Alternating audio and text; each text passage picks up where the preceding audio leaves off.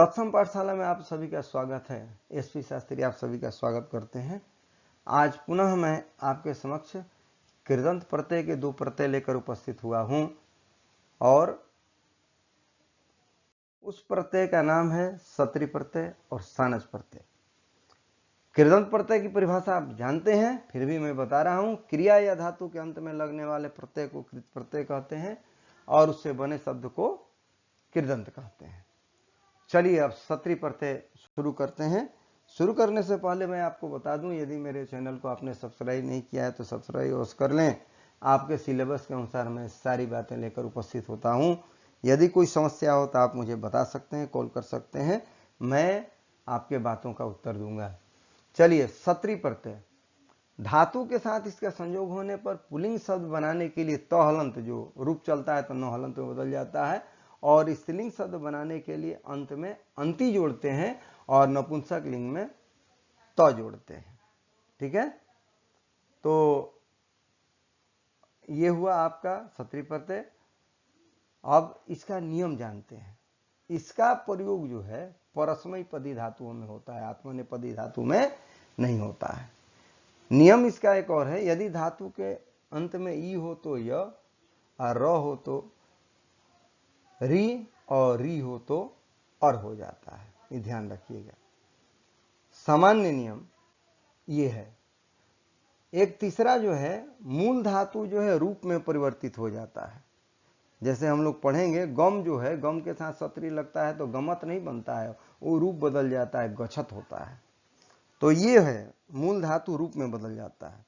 सामान्य उदाहरण दो देखते हैं। पठ जोड़ सत्री पठत, रूप चला तो पठन, स्त्रीलिंग में पठन थी। वही नपुंसक लिंग हो जाएगा तब पठत वो भी होगा, जिसका रूप जगत पर चलेगा, जगत जगती जगंती। ठीक है, अब देखिए, धाव जोड़ सत्री धावत, रूप चला तो धावन, स्त्रीलिंग में धावन। आपको पुल्लिंग स्त्रीलिंग का ही प्रयोग बता रहे हैं। ठीक है, नपुंसक लिंग का इसका प्रयोग कम है। अब देखिए, पत जोड़ सत्री पुल्लिंग में पतन, स्त्रीलिंग में पतंती। भू जोड़ सत्री भवन भवंती, ऊ का वह हो जाता है। गम जोड़ सत्री गच्छन गच्छन्ति, यानी गम जो है रूप में बदल गया गच्छ, तब हुआ है गच्छन गच्छन्ति। दृश्य धातु ये भी रूप में बदला तो पश्यन पश्यन्ति। पा जोड़ सत्री पीबती होता है ना, तो इसलिए पीबन और पीबंती। घरा जोड़ सत्री जिघ्रती होता है तो जिघ्रन और जिघ्रंती। अस्था जोड़ सत्री अस्था तिष्ठ में बदलता है तो तिष्ठन तिष्ठन्ति। इस जोड़ सत्री इच्छन इच्छन्ति। श्रु जोड़ सत्री श्रु का श्रृणोती होता है, इसलिए श्रृणवन श्रृणवंती। क्री का करोती होता है, रूप चलता है तो कुर्वन कुर्वंती।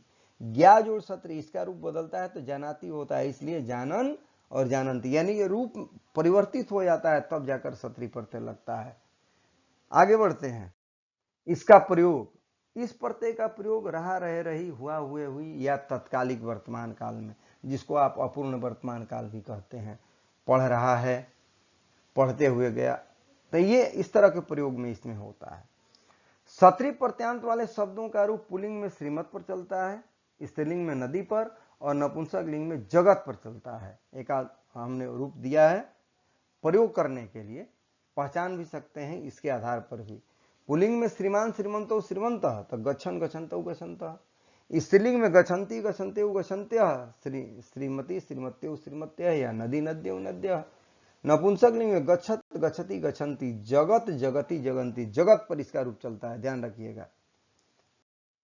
इसका प्रयोग अब देखते हैं हम लोग वाक्य में। जैसे वह दौड़ते हुए घर गया, तो हुए आ गया तो धावन, सह पुल्लिंग एक वचन है इसलिए धावन पुल्लिंग एक वचन, गृहम अगच्छत।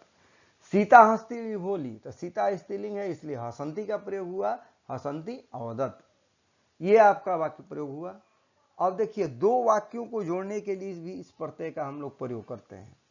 जैसे मान लीजिए राम धावती सह विद्यालयम गच्छति, तो इसको आपको जोड़ना है। तो जोड़ना है तो बीच वाला कर्ता हटाएंगे और पहले वाक्य की क्रिया में हम लोग सत्री प्रत्यय लगा देंगे। राम धावन विद्यालयम गच्छति, राम दौड़ते हुए विद्यालय जाता है। ऊपर का अर्थ है राम दौड़ता है, वह विद्यालय जाता है। तो कर्ता हटा दिए, पहले वाले वाक्य की मूल क्रिया में सत्री प्रत्यय लगा दिए। ठीक इसी तरह सब में होता है। बालिका पठती सा वदती, तो सा हटा देंगे या पठती में प्रत्यय लगा देंगे। बालिका पठंती वदती, बालिका पढ़ती हुई बोलती है। छात्र क्रीडति सह गृहम गच्छति, यहां भी सह हटा देंगे और क्रीड में सत्री प्रत्यय। छात्र क्रीडन गृहम गच्छति, छात्र खेलते हुए घर जाता है। अब सानच प्रत्यय ठीक उसी तरह है, ठीक प्रयोग उसी तरह का है, लेकिन थोड़ा सा अंतर है। सानच में अंत में शेष मान बचता है, धातु के साथ इसका संयोग होने पर अंत में मान जुटता है, जैसे सेव जोड़ सानच सेवमाना। इस प्रत्यय का भी प्रयोग रहा रहे रही या हुआ हुए हुई या तत्कालिक वर्तमान काल में होता है। सानच प्रत्यांत वाले शब्दों का रूप पुल्लिंग में देव पर, स्त्रीलिंग में लता पर और नपुंसक लिंग में फल के अनुसार होता है। ठीक उसी तरह है, समान एकदम प्रक्रिया है दोनों की, और एक ही अंतर है, वो परस्मैपदी में सत्री प्रत्यय का प्रयोग होता है और सानच का आत्मनेपदी धातु के साथ होता है, ये अंतर है। उदाहरण देखते हैं। पच जोड़ सानच पचमाना, स्त्रीलिंग में पचमाना, नपुंसक लिंग में पचमानम। यज जोड़ सानच यजमाना, यजमाना यजमानम। याच जोड़ सानच याचमाना, याचमाना याचमानम। लव जोड़ सानच लभमाना, लभमाना लभमानम। कंप जोड़ सानच कंपमाना, कंपमाना कंपमानम। वृत्त जोड़ सानच वर्तमाना, वर्तमाना वर्तमानम। वृद्ध जोड़ सानच वर्धमाना, वर्धमाना वर्धमाना, यानी बढ़ते हुए, बढ़ती हुई, और नपुंसक लिंग में बढ़ते हुए।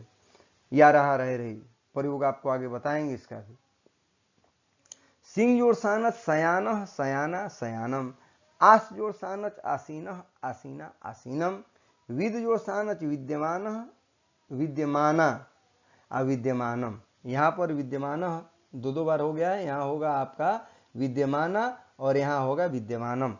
ये लिखने में थोड़ी सी भूल हुई है, विद्यमान विद्यमाना विद्यमानम। जन जोड़ सानच जयमान, जयमाना जयमानम। अधि जोड़ ई जोड़ सानच अधियान, अधियाना अधियानम। क्री जोड़ सानच कुर्वाण, कुर्वाणा कुर्वाणम, यानी करते हुए, करती हुई और करते हुए। ये आपका सानच प्रत्यय का प्रयोग। ये इतना उदाहरण बहुत इंपॉर्टेंट उदाहरण है, ध्यान रखेंगे। प्रयोग इसका देखते हैं।